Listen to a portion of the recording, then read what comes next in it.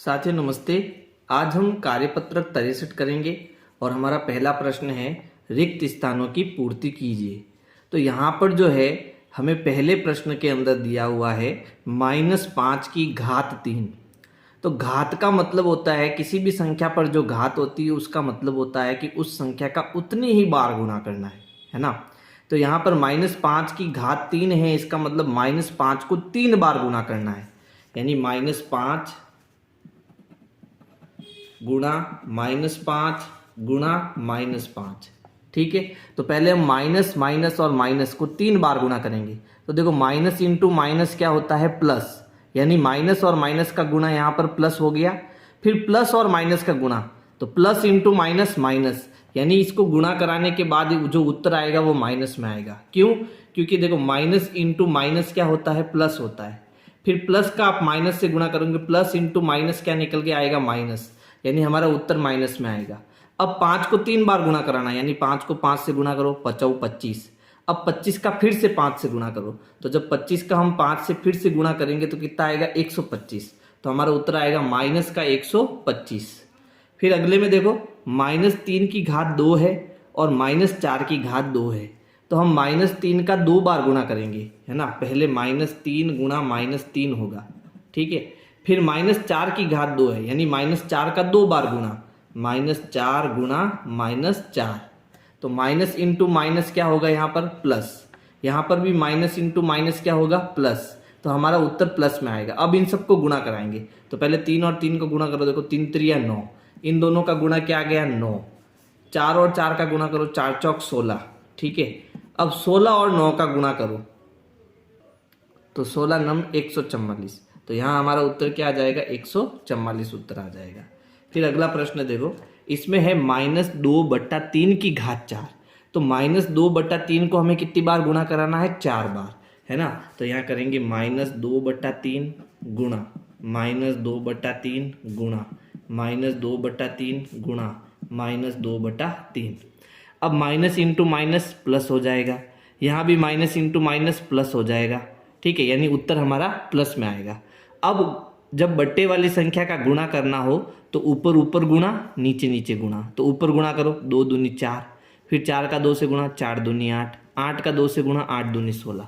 तो ऊपर तो हमारा कितना आ गया, 16 आ गया। अब नीचे 3 का गुणा करो, 3 3 9, 9 का 3 से गुणा, 9 3 27, ठीक है। फिर 27 का 3 से गुणा, तो 27 3 81।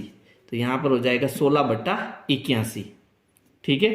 चलो अगला प्रश्न देखो, यहाँ है 3 की घात 2, फिर इस पूरे की घात फिर से 2, ठीक है। तो हमने एक नियम पढ़ा था घातांक नियम में, हम जानते हैं कि अगर किसी संख्या की घात हमें दी हुई है, जैसे मान लो a की घात हमें n दी हुई है, ठीक है, और इसके ऊपर एक और घात दी हुई है, तो हम क्या करते हैं, इन दोनों घातों का गुणा कर लेते हैं, यानी a की घात n इंटू m कर लेते हैं, ठीक है।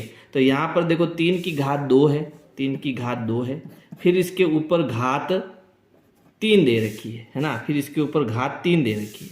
तो हमें क्या करना है, 2 और 3 का गुणा कर देना है। तो यहाँ पर 3 की घात कितनी हो जाएगी, 6। तो हम क्या करेंगे, 3 को 6 बार गुणा करेंगे। तो यहाँ हो जाएगा 3 गुणा 3 गुणा 3, फिर 3 गुणा 3 गुणा 3। अब इन सबको गुणा करेंगे, ठीक है।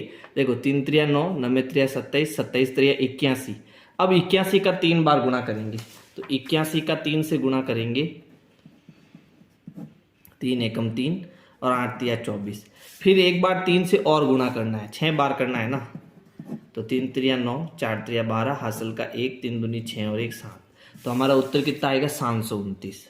तो यहाँ आ जाएगा 729। फिर अगला प्रश्न है 60 के अभाज्य गुणनखंड है। तो चलो 60 के हम अभाज्य गुणनखंड करते हैं। तो अभाज्य गुणनखंड में हमें किस किस का भाग देना है, तो देखो एक तो होता है 2, 3, 5, 7, 11, 13, इन अभाज्य संख्याओं का भाग देना है। तो 60 को मैं यहाँ लिख देता हूँ। पहले हम किससे भाग देंगे, 2 से। अगर संख्या सम है तो 2 का भाग देंगे।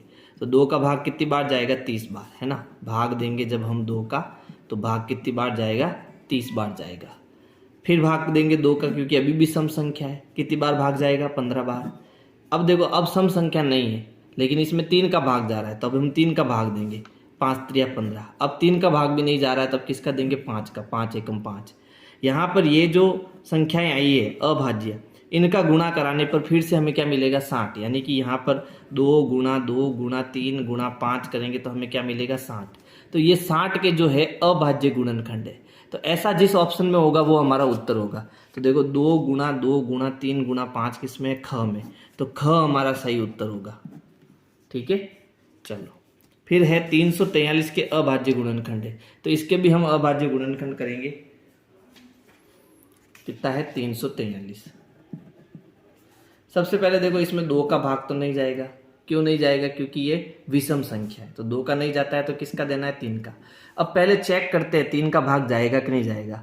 तो इन सबको जोड़ो, 4 और 3 7, 7 और 3 10, 10 3 के पहाड़े में नहीं आते, इसलिए इसमें 3 का भाग नहीं जाएगा। तो 3 का भी नहीं जाएगा, तो किसका देंगे 5 का। 5 का भाग कब जाता है, जब संख्या का इकाई अंक या तो 0 हो या 5 हो, तभी 5 का भाग जाता है। तो इसका मतलब यहाँ इकाई अंक 3 है, तो इसमें 5 का भी भाग नहीं जाएगा। अब 5 का नहीं जाता है, तो किसका देंगे 7 का। तो 7 का भाग हम देख के चेक करते हैं भाग जाता है या नहीं जाता है। देखो 7 एकम 7, 7 चौक 28, 7 तो पंजे 35, तो 35 तो ज़्यादा हो गया, तो 7 चौक 28, 4 बार भाग देंगे, बचेगा देखो 34 में से 28 घटाओ कितना बचा, 14 में से 8 गया 6, 2 में से 2 गया 0, अगली संख्या उतारी 3। तो 63 में हम 7 का भाग कितनी बार देंगे, 7, 7 8 56 और 7 9 63, 9 बार भाग जाएगा। ठीक है, तो यहाँ भाग पूरा पूरा गया, इसका मतलब भाग कितनी बार गया, 7 का भाग दिया हमने 49 बार गया। फिर से 7 का भाग देंगे, क्योंकि 49 में 7 का भाग जाता है, 7 7 49 कितनी बार जाएगा भाग, 7 बार। फिर से 7 का भाग देंगे, 7 एकम 7, यानी अगर मुझे 343 रहना है तो 7 को मुझे 3 बार गुणा करना पड़ेगा। ठीक है, तब जाके 343 मुझे मिलेगा। तो इसके अभाज्य गुणनखंड होंगे 7 गुणा 7 गुणा 7, यानी ग हमारा सही उत्तर होगा इसमें। फिर अगला प्रश्न है, निम्न प्रश्नों को हल कीजिए। तो यहाँ पर देखो, यहाँ है 4 की घात 7 भाग 4 की घात 3।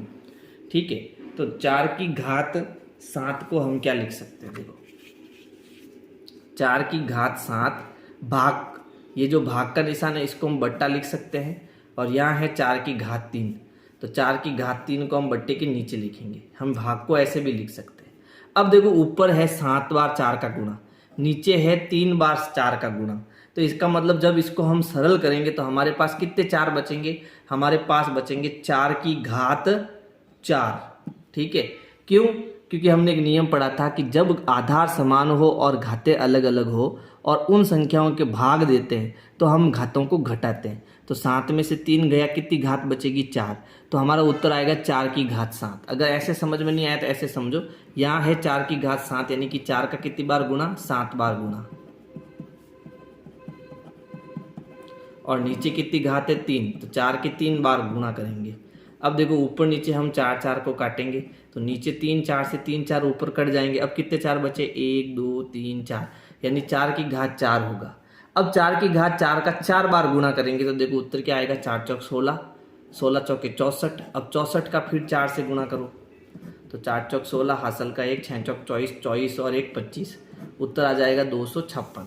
तो यहाँ हमारा उत्तर होगा 256।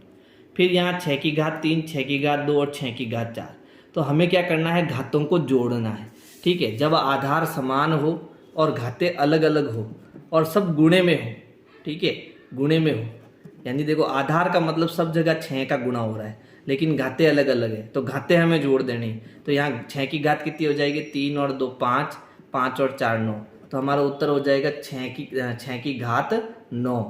ठीक है, तो यहाँ उत्तर आप लिख दो 6 की घात 9। यहाँ आप उत्तर 4 की घात 4 भी लिख सकते हो। यहाँ पर देखो 3 की घात 3 और फिर 2, तो यहाँ भी हम नियम का प्रयोग करेंगे। मैंने ये नियम बताया, हमें क्या करना है, इन घातों का गुणा करना है। तो यहाँ हो जाएगा 3 की घात 6। आप चाहो तो इनको गुणा करके भी उत्तर लिख सकते हैं। फिर देखो इसको कैसे करना है, देखो किसी भी संख्या की घात अगर 0 हो तो उसका उत्तर हमेशा कितना आता है, 1। अब देखो यहाँ पर आप 5 की घात 3 फिर घात 2 है, ठीक है, लेकिन एंड में इसकी घात कितनी है, 2 है, 0 है। ठीक है, तो यहाँ पर जो भी आप उत्तर लाओगे इसका उत्तर क्या आएगा, 1 ही आएगा, क्योंकि किसी भी संख्या की घात 0 हो उत्तर हमारा कितना आएगा, 1 ही आएगा। अब है अंतिम प्रश्न, प्रश्न संख्या 5। हमें इनके अभाज्य गुणनखंड करने है ना, यानी इसमें किस किस का भाग देना है, 2 का, 3 का, 5 का, 7 का, 11 का, 13 का, इनका, या फिर कोई भी अभाज्य संख्या हो उनका हमें भाग देना है। ठीक है, तो सबसे पहले देखो ये एक सम संख्या है, इसका मतलब इसमें 2 का भाग तो जाएगा, तो हम 2 का भाग देंगे। तो चलो 2 का भाग देते हैं 512 में। 2 दूनी 4, पीछे बचा 1, उतारा 1, 5 दूनी 10, पीछे बचा 1, उतारा 2, फिर 2 पंजे 10, सर 2 छंग 12, पूरे बार जा रहा है भाग, कितनी बार गया, 256 बार। तो हम 256 को नीचे लिखेंगे। अब आप भाग देना, मैं सीधा डायरेक्ट कर रहा हूँ है ना। फिर हम 2 का भाग देंगे, 2 एकम 2, 2 दूनी 4, 8 दूनी 16, फिर ये सम संख्या है तो फिर 2 का भाग देंगे, 6 दूनी 12 और 4 दूनी 8, फिर सम संख्या है तो 2 का भाग देंगे, 2 त्रिया 6 और 2 दूनी 4, फिर 2 का भाग देंगे 16 बार जाएगा, फिर 2 का भाग देंगे 8 बार जाएगा, फिर 2 का भाग देंगे 4 बार भाग जाएगा, फिर 2 का भाग देंगे 2 बार भाग जाएगा, फिर 2 का भाग देंगे 1 बार भाग जाएगा। ठीक है, यानी इसका जो घातांक रूप है वो क्या आया, 2 को हम कितनी बार गुणा करेंगे, 1 2 3 4 5 6 7 8 9। जब हम 2 को 9 बार गुणा करेंगे, यानी 2 की घात 9 करेंगे, तब हमें 512 मिलेगा। ठीक है, तो ये हो गया। अब इसमें देखो 1024, तो इसमें भी हमें किसका भाग देना है, 2 का, क्योंकि ये सम संख्या है। तो चलो मैं डायरेक्ट भाग दे रहा हूँ। देखो यहाँ पर भाग देंगे, 2 पंजे 10, 2 एकम 2 और 2 दूनी 4। तो यहाँ पर 512 था वो वापस आ गया, यानी हर बार इसमें 2 का भाग फिर से जाएगा। 1-2 बार हम भाग और देंगे इसमें,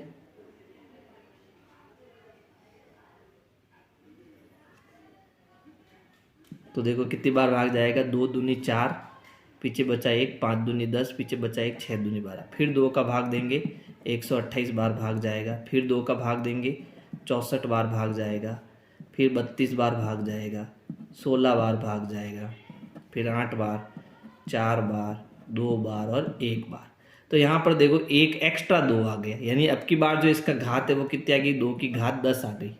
फिर देखो हमें 729 में, यानी अब की बार 2 का भाग तो नहीं जाएगा क्योंकि ये विषम संख्या है, तो अब हम 3 का भाग देंगे। तो पहले चेक करते हैं 3 का भाग जाएगा या नहीं जाएगा। तो इन सबको जोड़ो, 9 और 2 11, 11 और 7 18, 18 3 के पहाड़े में आते हैं, इसलिए इसमें 3 का भाग जाएगा।